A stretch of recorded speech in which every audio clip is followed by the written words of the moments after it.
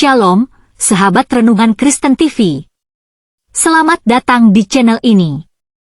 Kumpulan kesaksian orang-orang yang memiliki pengalaman pribadi dengan Tuhan. Kuasa Tuhan Yesus sungguh nyata dalam kehidupan ini bagi orang yang percaya. Kiranya dengan kesaksian ini iman kita semakin bertumbuh. Shalom saudaraku. Jadi saudara ini dulu orang Kristen, terus menikah sama orang Muslim, masuk Muslim, terus kembali lagi ke Kristen. Pertanyaannya apakah diterima kembali? Nah ini ceritanya sama nih dengan hubungan saya sama suami. Jadi saya dulu orang Muslim yang fanatik, suami juga orang Kristen. Tetapi saat menikah dengan saya, dia masuk Islam saudara. Ya, pernah sekali waktu dia membicarakan tentang Yesus kepada saya, namun saya katakan, kalau kamu sekali lagi berbicara tentang Yesus, kita cerai. Nah, namun saya mengalami perjumpaan melalui mimpi dan penglihatan, dan menghantarkan saya untuk membaca Taurat dan Injil. Setelah saya membaca Taurat dan Injil, dari Kejadian sampai Wahyu, saya mengerti, saya paham, oh ternyata jalan keselamatan itu hanya ada di dalam Yesus Kristus, saudara. Akhirnya saya memberi diri untuk dibaptis dan menerima Yesus sebagai juru selamat pribadi, dan saya sama suami pun sekarang sama-sama satu iman. Nah, apa yang terjadi setelah suami sekarang kembali lagi ke Kristen? Dia bertobat, saudara.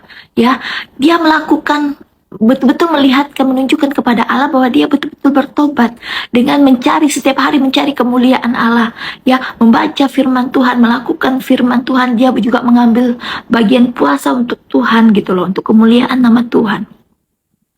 Nah, dia menunjukkan dirinya bahwa dia betul-betul bertobat, saudara. Di dalam Ibrani 4 di Ibrani 6 ayat 4 sampai dengan 6, firman Tuhan berkata, sebab mereka yang pernah diterangi hatinya, yang pernah mengecap karunia surgawi, dan yang pernah mendapat bagian dalam Roh Kudus, dan yang mengecap firman yang baik dari Allah dan karunia-karunia dunia yang akan datang, namun murtad lagi, tidak mungkin dibaharui sekali lagi sedemikian hingga mereka bertobat.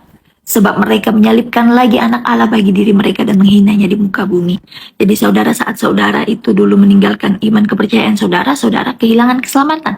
Saat saudara sekarang kembali lagi, saudara mendapatkan keselamatan itu kembali. Nah, memang apostasi atau murtad itu sesuatu hal yang berat, saudara. Tetapi Tuhan masih mau memberikan kesempatan dengan saudara bertobat.